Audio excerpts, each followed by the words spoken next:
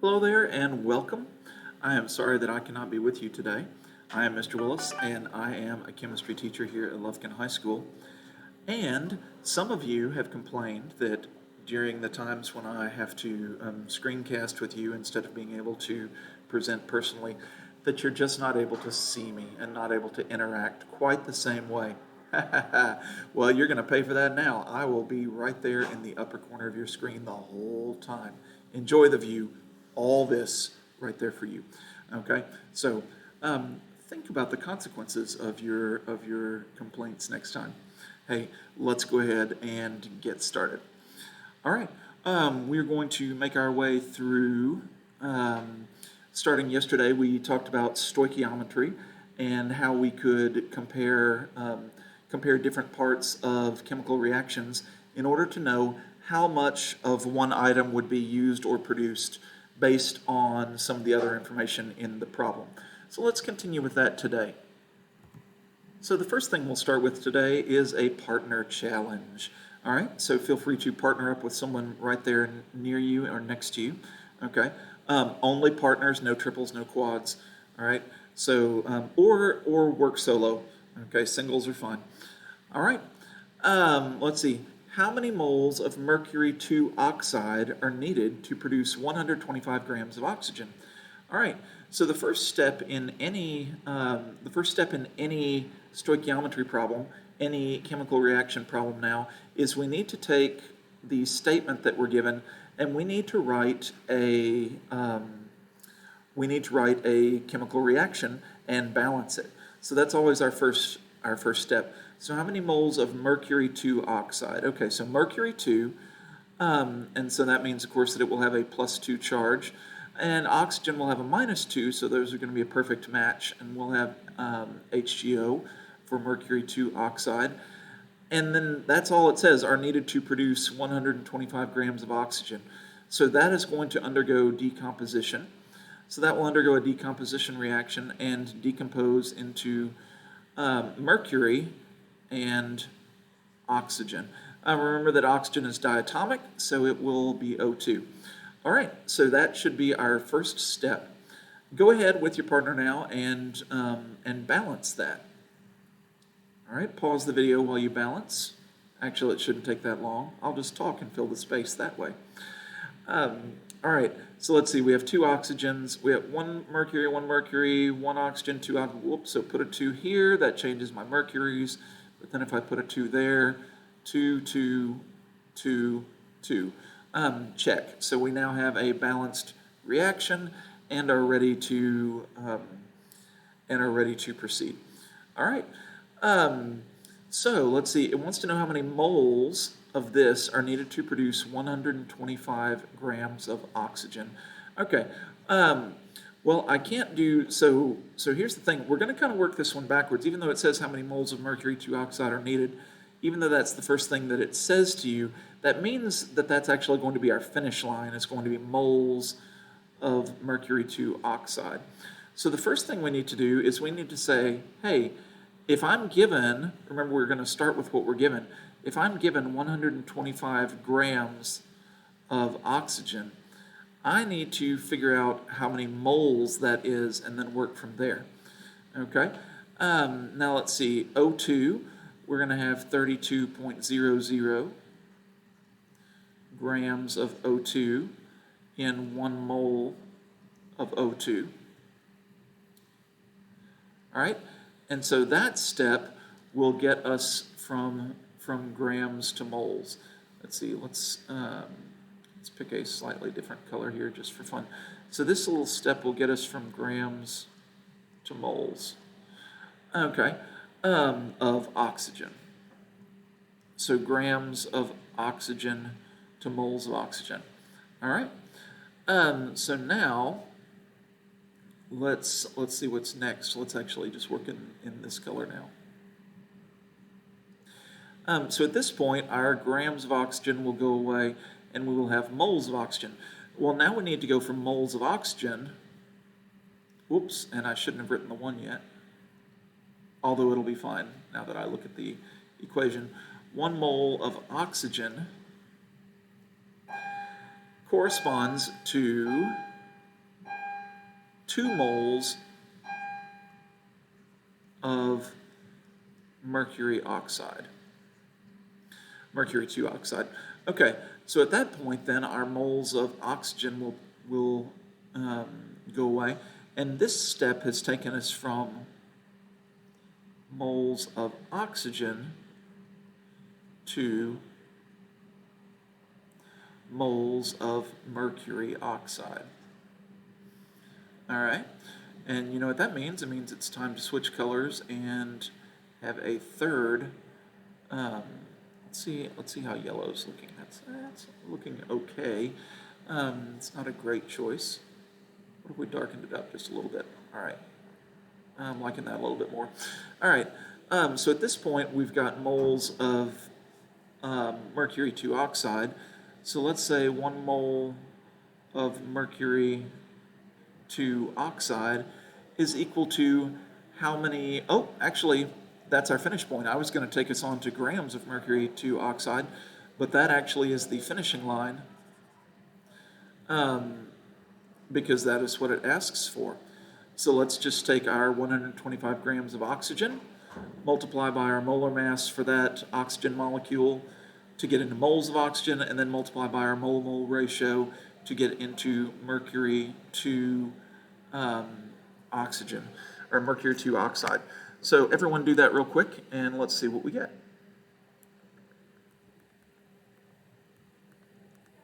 All right, and if your calculator gives you a fraction like mine just did, feel free to hit Control Enter, and it will force it into a decimal. And I'm getting 7.1825. However, let's go back and look at our number of significant figures. And there are 3 here. Remember, there are 4 here, and all of these are infinite because they are exact mole-to-mole conversions. So 3 significant figures. So let's say 7.81. So 7.81 moles of mercury 2 oxide. All right. So that is what I'm getting as we go through there. Hopefully you've had the same great success. Let's check and see if that matches up with the rest of our presentation. There's our balanced equation. We've got grams to moles, and then to moles, and sure enough, 7.81. Boom shakalaka. All right. So pause the video for a moment and see if you can write the equation for this little paragraph. All right, and it says when sodium chloride reacts with silver nitrate, silver chloride precipitates. So we're going to have a double replacement reaction. Oops, and there it is because I forgot to change over to my pen. So let's change to the pen now, and let's check this for balance. Sodium, 1 sodium, 1 sodium, 1 chlorine, 1 chlorine, 1 silver, 1 silver, 1 nitrate, 1 nitrate. So everything works beautifully, and we are balanced. All right. Well, that's nice and convenient because that means everything will be in a 1-to-1 mole ratio. And it says what mass of silver chloride, so that's going to be our finishing point, is produced from 75 grams of silver nitrate. Okay, so 75.0 grams of silver nitrate. So let's start with that. And just pause the video and see if you can work the rest of the way through. Silver nitrate. Hey, how are you doing? I'm doing well, and you? I'm doing great. All right, now that we've got that question answered, let's continue on. We've got 75 grams of silver nitrate. We will need to see how many grams of silver nitrate are in 1 mole of silver nitrate. Then moles to moles, we will have 1 mole of silver nitrate for 1 mole of silver chloride. Remember, it's not always that way, but it is in this case because we have a 1-to-1 mole ratio. All right, and then at that point we're going to go back into, since it says what mass, that's going to be number of grams. So at that point we will say, hey, 1 mole of silver chloride is equal to how many grams of silver chloride, and then we will multiply all the way through and have our answer. All right, so go ahead and fill in. Fill in first of all that mass and that mass if you haven't already, and then do the multiplication, and let's see what we get.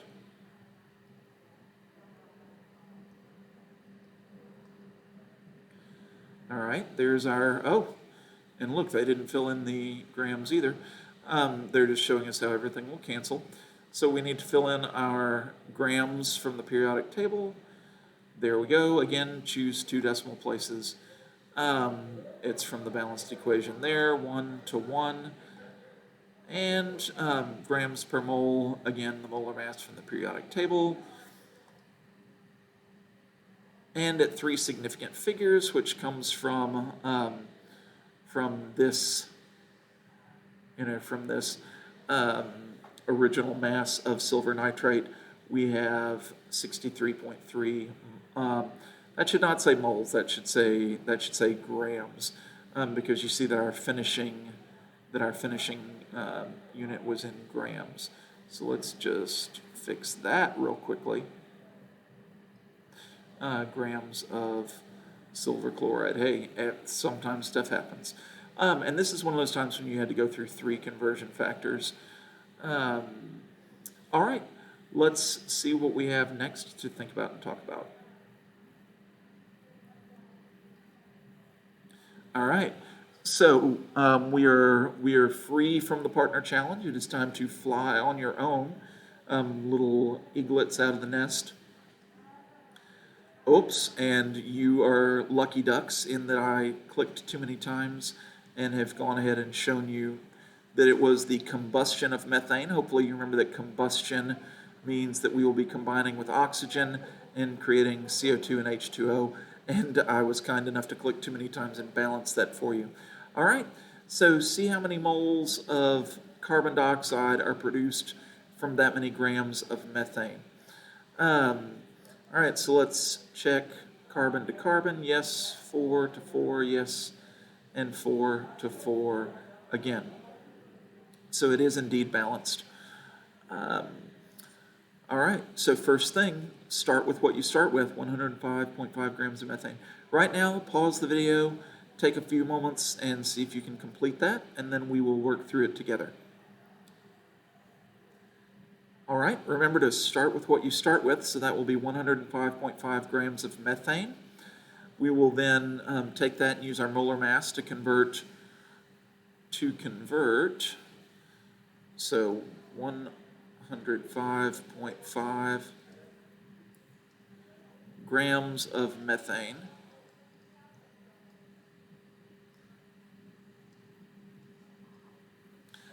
and we'll have a certain number of grams of methane in 1 mole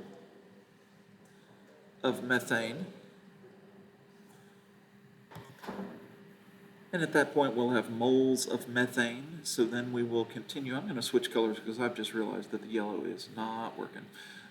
So back to the red, much easier to read. All right. So at that point, we will have moles of methane. Let's see. We see that 1 mole of methane is, now what are we even trying to get to? How many moles of carbon dioxide? If you don't know where you're going, you won't know when you get there. There's some life wisdom for you. All right, so how many moles of carbon dioxide? Okay, so those are sure enough in a 1-to-1 ratio. So 1 mole CH4 for every 1 mole of CO2. And at that point, we will have our much sought after moles of carbon dioxide. And if you had been asked to go to grams, then you could have gone from there, or if you'd been asked to go to particles, you could have as well. All right, let's see, fill in the number there. Let's see, carbon at 12, so that looks like that'll probably be 16.04 or maybe 16.05. I can't remember, I can't remember if carbon has a 1 in there or not. So anyway, that will complete the math for us, and looks like maybe we'll get something around 9. Oh no, not even close to 9. Let's see, maybe something around 7, or a little under 7. All right, so let's just click and see.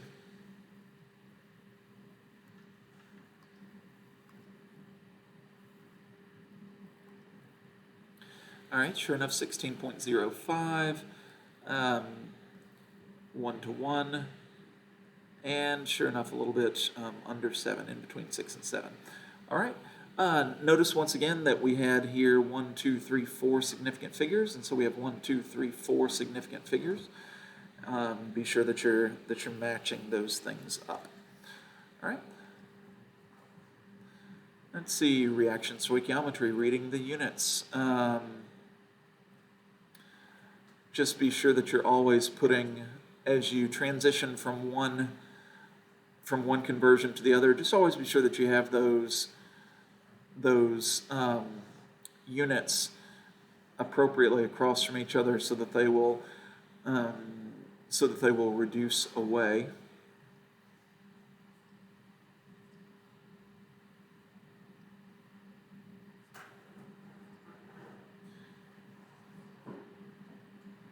And that will be how you'll work your way through.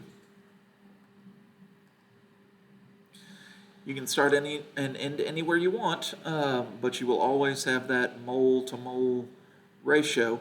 And really, I wish that that we had said moles of A to moles of B, and of course that would mean that this would need to be moles of B and this would need to be moles of A, so that they would cancel appropriately, because that is the transition from one substance to another, and it is always mole to mole. You cannot convert any other way or compare in any other fashion, because particles and masses are simply not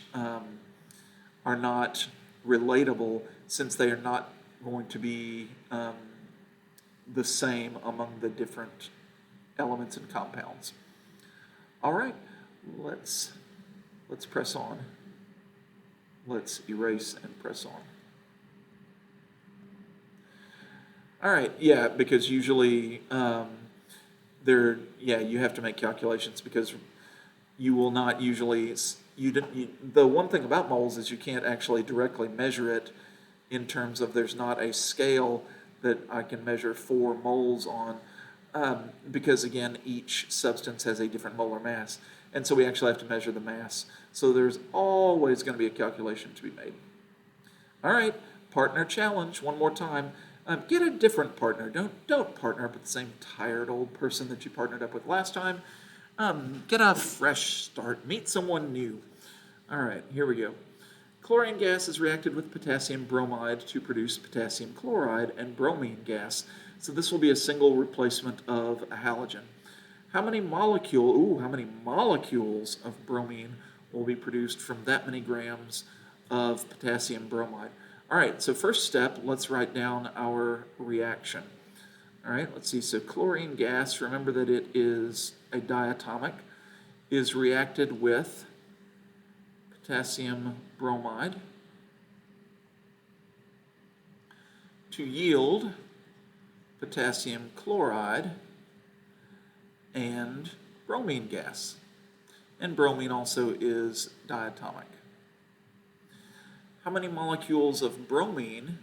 Okay, so we're ultimately going to be interested in molecules of bromine, and that'll be tricky to come to in just a moment.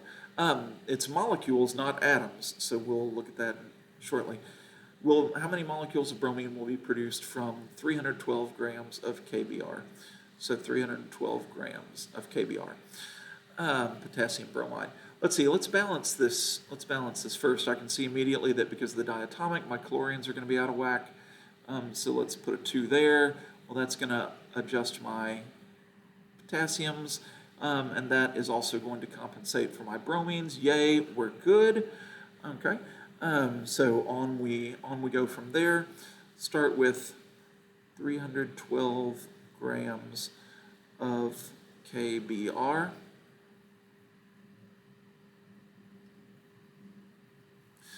All right, and first thing we need to do, as always, is get to moles. So how many grams of KBr, potassium bromide, are in 1 mole of potassium bromide? All right, and we will look on our periodic table and get a value for that. I have come to class without my periodic table. I'm ashamed. So I'll just run up to Mr. Willis's desk and borrow one. All right, great. So everyone get that periodic table, figure out that value, put that in there. And then our grams will cancel. We'll be ready to see how many moles of KBr connect with how many moles of bromine. Okay, and the bromine is a single, and the KBr is a double, so we'll have the 1-to-2 ratio right there. And at that point, we will actually have the molecules of bromine. If they had asked for the atoms of bromine, we then would have had to multiply by 2 because there are two atoms in each molecule. Okay. And so, oh, wait, all that does is get us to moles of bromine. That's why you write your units. So we are not quite there yet. And we know that 1 mole of bromine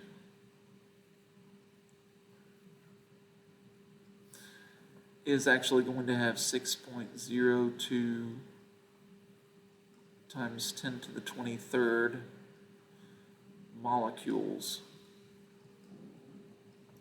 of bromine. Oops. What if I just write the 2 right there?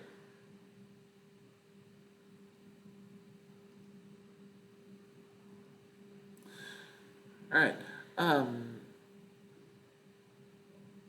And that will be that. So at this point, let's do the math and see what we come up with.